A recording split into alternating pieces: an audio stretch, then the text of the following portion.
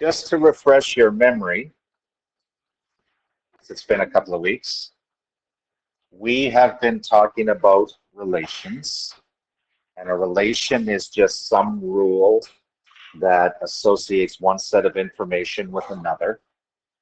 And those sets of information could be words, a group of words, like say a group of cities or something like that, or a group of objects, a group of dog breeds, or they could be numbers, okay?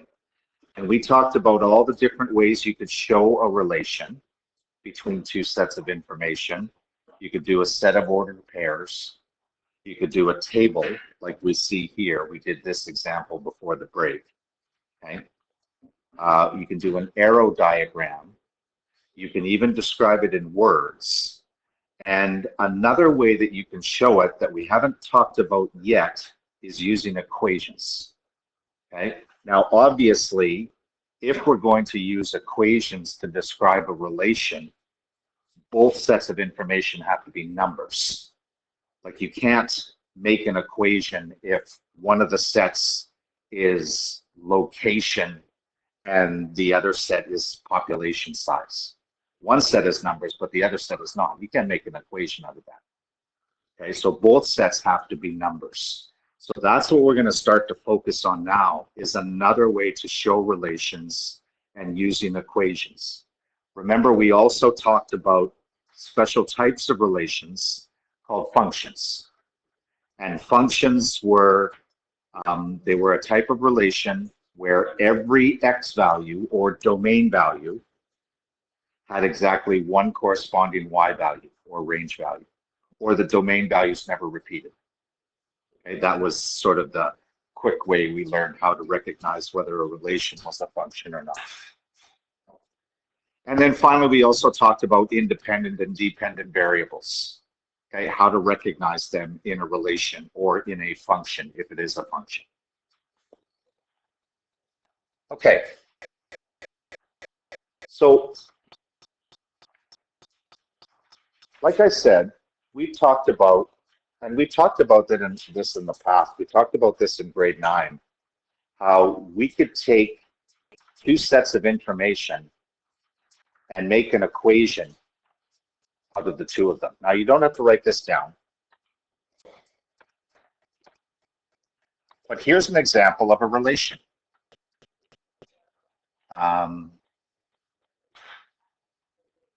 No, I'm going to do it like a table first.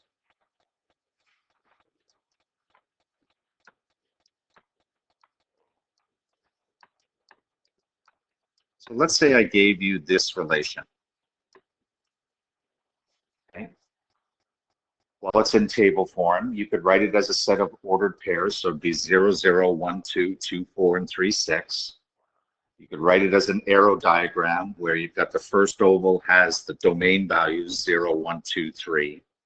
The second oval has the range values 0, 2, 4, 6, and then we draw arrows connecting them. Okay. We can also, like I said, use an equation if both sets are numbers. Can you see how I would calculate y if I know what x is here? Can you see the pattern? What am I doing to every x to get y? Timesing by 2. So not only could we show it those other three ways I talked about, we could show it using a relation or an equation. Okay. Again, both sets have to be numbers. Now, this is an equation for a relation. An equation for a function, if it's also a function, which this is because no domain values repeat, we use a slightly different type of notation to recognize that it's a function as well as a relation. And that's what I want to talk about right now. So if we look at this example, where am I here? This is a couple of pages back. Here's a relation with a set of numbers. Is it also a function?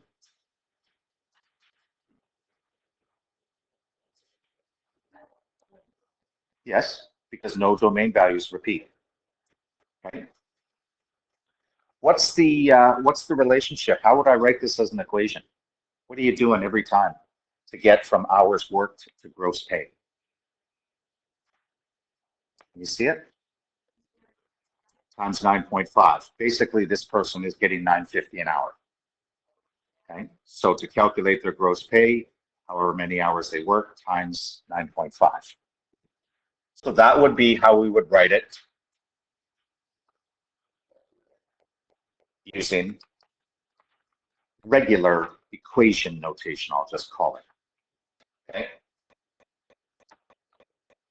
So from that previous example, we would calculate y. Whoops. We would calculate y by taking 9.5 times x. Okay. And we normally use y and x, except in problems, a lot of times we want to use letters that represent the variable. Okay. So really another way that we could write this, because I've called, instead of y, I've called it p, and instead of x, I've called it h, it would be p equals 9.5 times h. Those mean the same thing, except this has a little bit more meaning in the problem. Because this represents profit, this represents, or sorry, pay, this represents hours. Right? So this is the one we want to look at. So this is equation notation.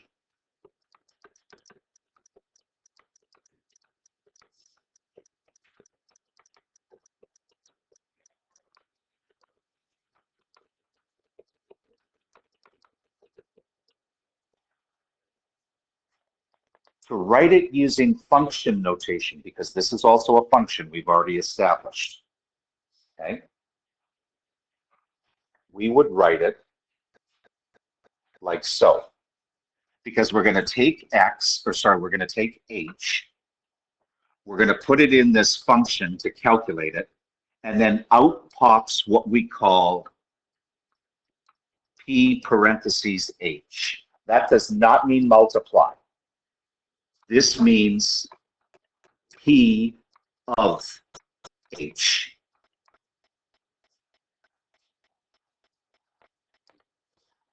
And how would we write that using function notation? Instead of p, we would write p of h equals 9.5h. This is function notation.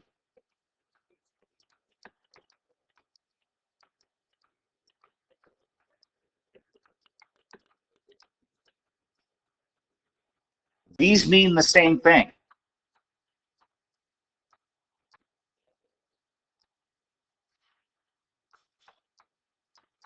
Except when you don't see it in this form, we call it a relation. When you see it in this form with this p of h, we call it a function. All it is about notation. There's no math going on here. Right? This is just about notation.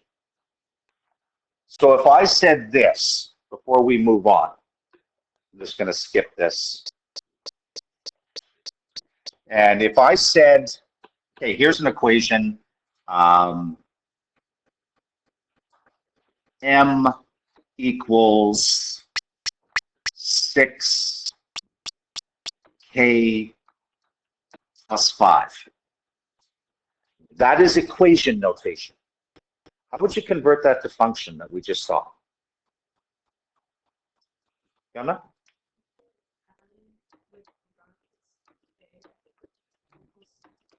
That's it. This just means it's a relation. This just means the same thing, but that it's also a function. That's all. So do you see that we take the independent variable and we make it part of the dependent variable together? That's it. So if I said this,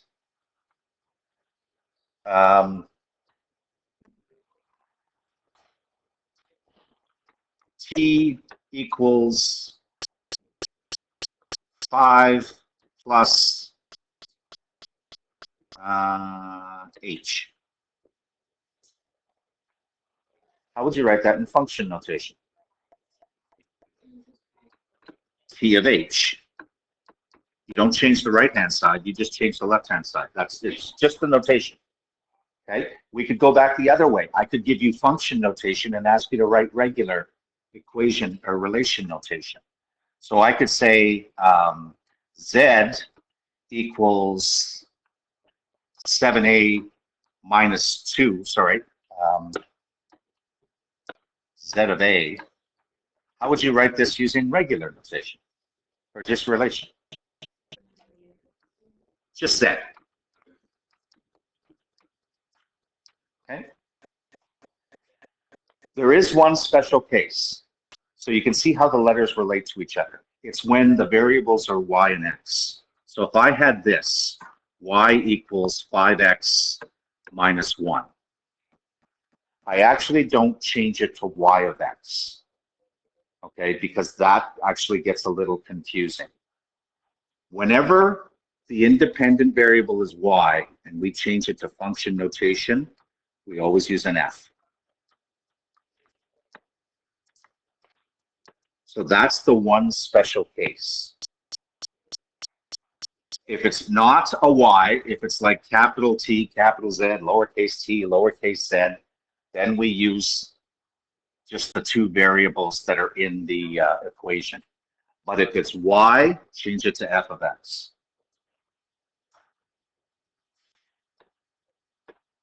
And that's what I put here. That's what that means. Okay. So we can, we can calculate values using function notation. So let's say we've established that in function notation for the hours worked and the gross pay, the pay will be 9.5 times the hours. Here we are asked to find P of 25. What did I replace? What letter did I replace? H, just H, right? So that means instead of H, whenever I see an H, I'm going to write a 25. So 9.5 times H, I'm going to take out the H and I'm going to put in a 25.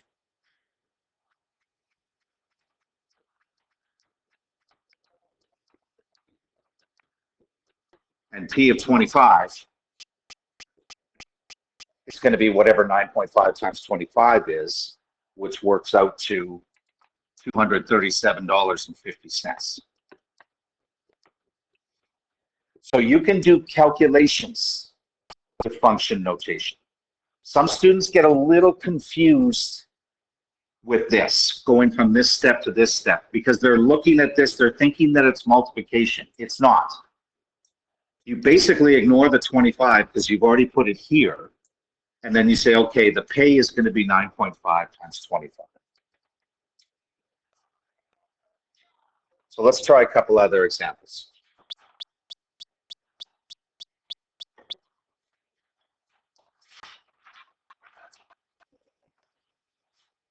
So here we have an actual situation. We've got the equation capital V equals negative 0.08 D plus 50. V is the volume of liters of gas that remains in a vehicle's tank after you've gone D kilometers.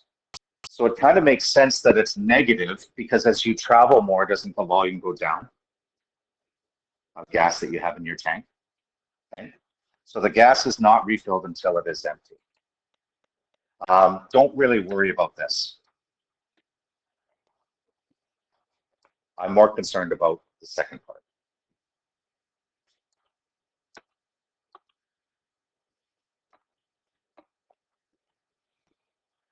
So this is in relation notation because it's just V by itself. How do I convert this to function notation? V of D, V parentheses D. That's it. No math is going on here. You're just changing the way it looks.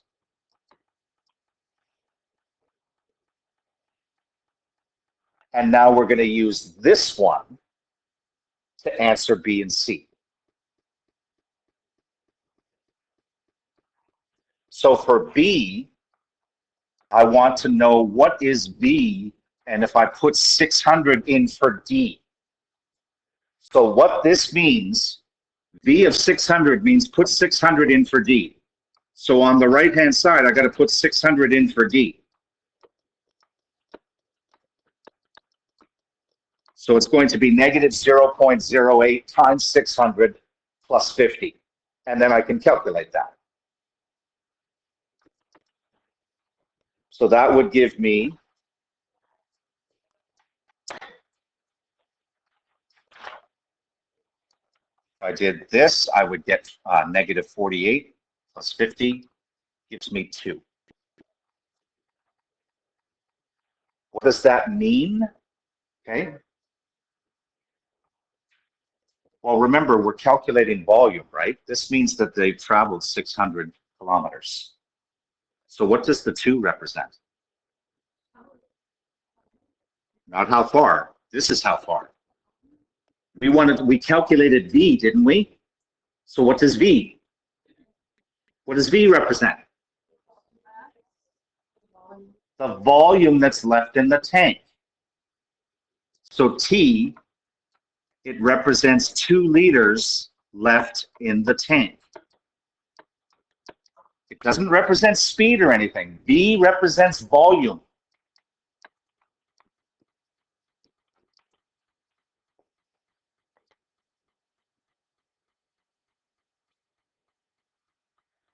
Now we could work the other way around. What if you were told, notice we're not given D here. We're given V of D. So we're told this isn't 26. The whole thing is 26, right? So I need to replace this with 26 and figure out what D is. So 26 will equal negative 0.08 times D plus 50. Big difference between putting in for D and putting in for V of D. Those are 2 different variables. So what did I create here? An equation. So we just got to get D by itself. Subtract 50 from both sides, and you'll get negative 24 is equal to negative 0.08 D.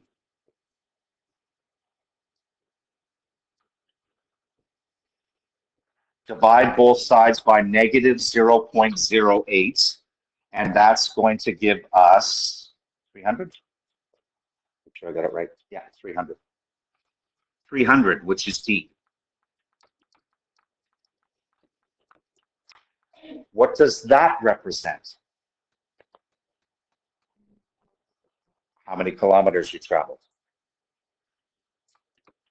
Traveled 300 kilometers.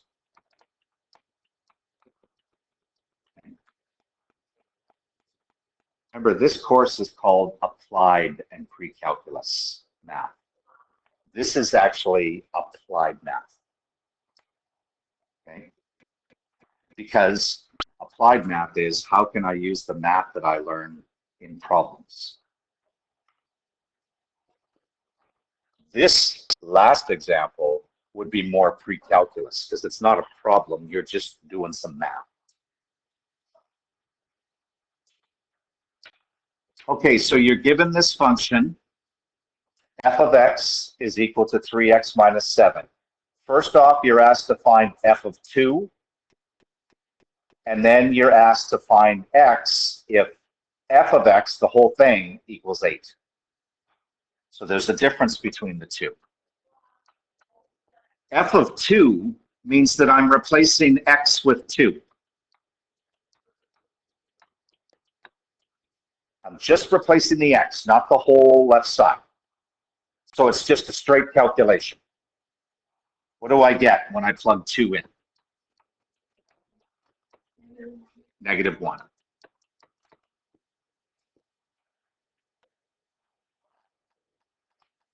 But for B, it's different. I'm not plugging 8 in for x. I'm plugging 8 in for f of x. So this whole thing becomes 8. and I'm trying to find x. So notice that's different. That you're setting up and solving an equation. So we've got to figure out what x is. Add 7 to both sides, so I get 15 is equal to 3x. Divide both sides by 3, so x is going to be 5. Make sure you understand the difference between the two, okay? Because some students, they get confused by that, how to plug it in. Okay. That takes care